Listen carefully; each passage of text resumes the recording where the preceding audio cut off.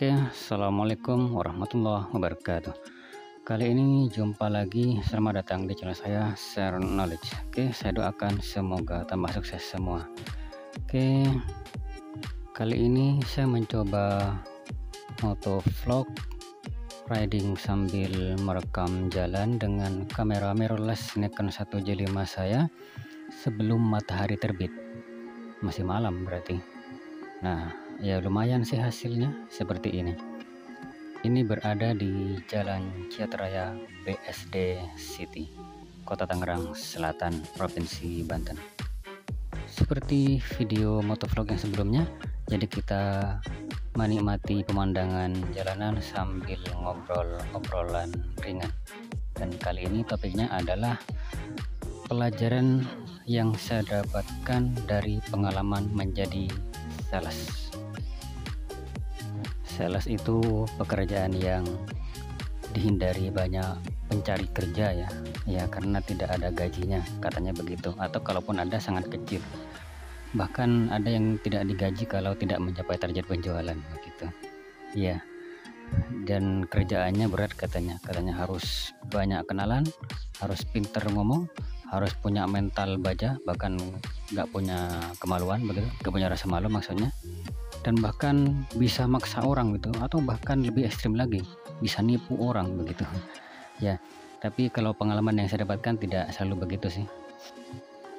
Enaknya jadi sales itu, dari yang saya alami, kita bebas waktu. Jadi pagi absen, setelah itu kita bisa jalan-jalan sepuasnya begitu, tidak terkurung di dalam kantor gitu. Karena terkurung dalam kantor itu jenuh ya. Gaji mungkin memang tidak rutin ya, tapi bonusnya itu banyak. Jadi mungkin kalau gajinya pas-pasan gitu, tapi ketika dapat bonus, wah itu bisa kayak mendadak. Waktu kuliah saya dulu pernah jualan media pembelajaran ya, jadi kerjanya berkunjung ke sekolah-sekolah dan memasarkan produk itu. Tapi tidak banyak pelajaran yang saya dapatkan dari menjadi sales di perusahaan ini, karena bosnya itu juga masih muda dan tidak terlalu banyak pengalaman. Jadi dia itu memaksa kita untuk menjual produk sebanyak-banyaknya, apapun caranya, seperti itu. Jadi dia mengajarkan kita fokus agar barang laku. Nah, ternyata ini cara pemasaran yang tidak sehat dan tidak baik gitu, yang saya tahu dari pengalaman berikutnya. Jadi setelah itu saya menjadi sales, yaitu sales laboratorium bahasa. Nah, kebetulan bosnya ini, atasan saya ini cukup berpengalaman, dan saya mendapatkan pelajaran yang cukup berharga di sini.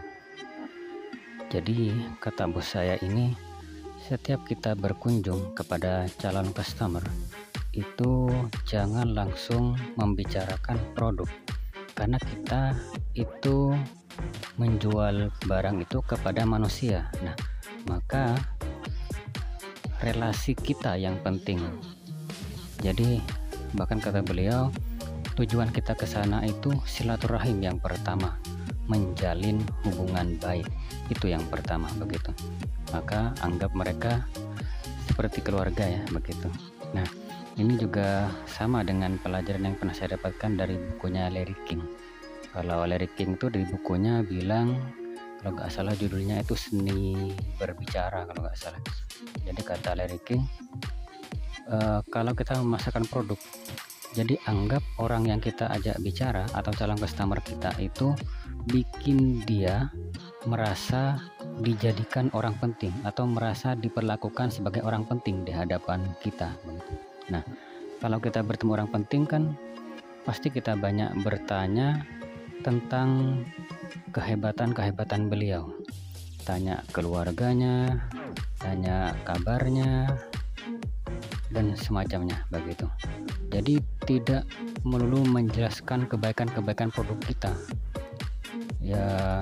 Kadang orang merasa bosan atau jenuh ya kalau mendengar orang membicarakan kebaikannya sendiri begitu.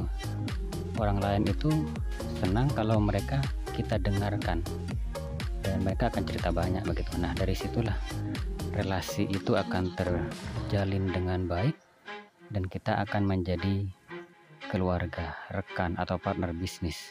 Nah, dari situlah dia akan lebih memilih kita jika membutuhkan produk begitu. Jadi dia akan mengabaikan sales lain. Saya pernah ada pengalaman begitu. Ada orang yang membeli produk saya begitu. Dia bilang begini, saya sebenarnya kemarin sudah mau beli mas, cuma ternyata sepertinya yang merespon itu kayak robot, jadi saya gak enak kayak bicara sama robot gitu. Padahal produknya kan sama begitu. Iya, jadi beliau itu tidak jadi beli hanya karena cara komunikasinya seperti itu. Pelajaran serupa ini juga pernah saya dapatkan dulu dari supervisor saya ketika jadi sales. Pak Oles itu tempat kerja yang pertama saya dulu. Jadi sales itu kita harus menjalin hubungan baik dengan customer seperti itu. Tapi kalau kita terjun ke dunia sales sih, memang banyak godaan-godaan. Bahkan rekan-rekan sales itu ada yang bercerita, katanya mereka pernah jualan gas itu ya, selang gas gitu. Nah, jadi dia pura-pura punya data semua orang yang punya kompor gas begitu. Dan mereka berkunjung ke sana dan menakut-nakuti. Ibu namanya ibu ini ya, disebutin begitu, padahal dia sebelumnya nanya, jadi tidak punya. Jadi dia mengatakan, ibu, menurut data perusahaan kami, kompor gas ibu itu sudah perlu diganti, harus diganti, dan kalau tidak diganti akan berbahaya. Jadi dengan menipu seperti itu, nah orang kalau tidak tahu ya jadi percaya, akhirnya dia jadi ikut aja, suruh ganti ya diganti, padahal masih belum waktunya diganti begitu. Nah, cara-cara seperti ini yaitu tidak berpikir jangka panjang, bahkan itu cara yang salah, menipu itu namanya begitu, dan yang seperti ini tidak akan sukses begitu. Saya dulu jadi sales media pembelajaran itu cukup lumayan sih, apalagi kepala sekolahnya itu mewajibkan semua siswa untuk membelinya. Wah, itu untungnya banyak, cuma tidak enak juga ya, sebenarnya kan mereka tidak butuh kan, tapi disuruh beli begitu ya. Kecuali sih memang bagus, memang dibutuhkan, nggak masalah begitu. Jadi etika berjualan tuh kalau orang tidak butuh kita paksa untuk membeli, itu hubungan kita dengan mereka jadi tidak baik. Nah, itu tidak bagus ke depannya. Tidak enaknya jadi sales itu ada juga sih, kita kan ditarget ya, terkadang kita di sana kadang kehilangan akal, jadi sehingga kita melakukan berbagai cara yang tidak baik agar barang kita itu laku. Nah, dan ini juga kurang bagus sebenarnya jika kita masih muda. Jadi kalau kita fokus mengejar target tiap hari, kita akan lupa mempelajari bagaimana cara berbisnis gitu, karena kita akan terlalu fokus menjual produk dan lupa mengamati atau mempelajari dunia bisnis, sehingga kita bisa menjadi bisnis begitu. Kita akan kehabisan waktu ya. Tapi bagi pemula sih gak masalah dah. Jadi mau bisnis tidak punya modal, jadi aja sales gitu, enaknya kan tidak perlu modal begitu. Nah, selain itu juga kalau pakai motor ya, kadang kalau musim hujan, wah itu gimana gitu. Kemudian juga apalagi ditolak begitu ya, tapi itu cukup bagus ya, latihan mental.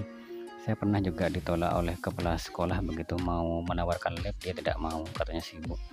Bahkan minta tanda tangan saja dia tidak mau, padahal tanda tangan itu bagi seorang sales seperti saya waktu itu ada uangnya begitu. Saya dapat uang kalau dapat tanda tangan, tapi beliau tidak mau. Ya sudahlah, saya tinggal aja, saya ikhlaskan aja begitu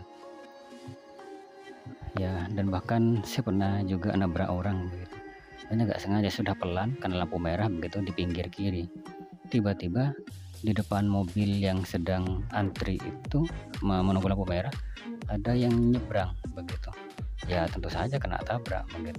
Kebetulan dia mau masuk ke BRI kalau nggak salah, di pintu BRI-nya tuh dekat lampu merah begitu. Ya nggak sengaja begitu. Ya untungnya segera terselesaikan. Ya itu pengalaman saya jadi sales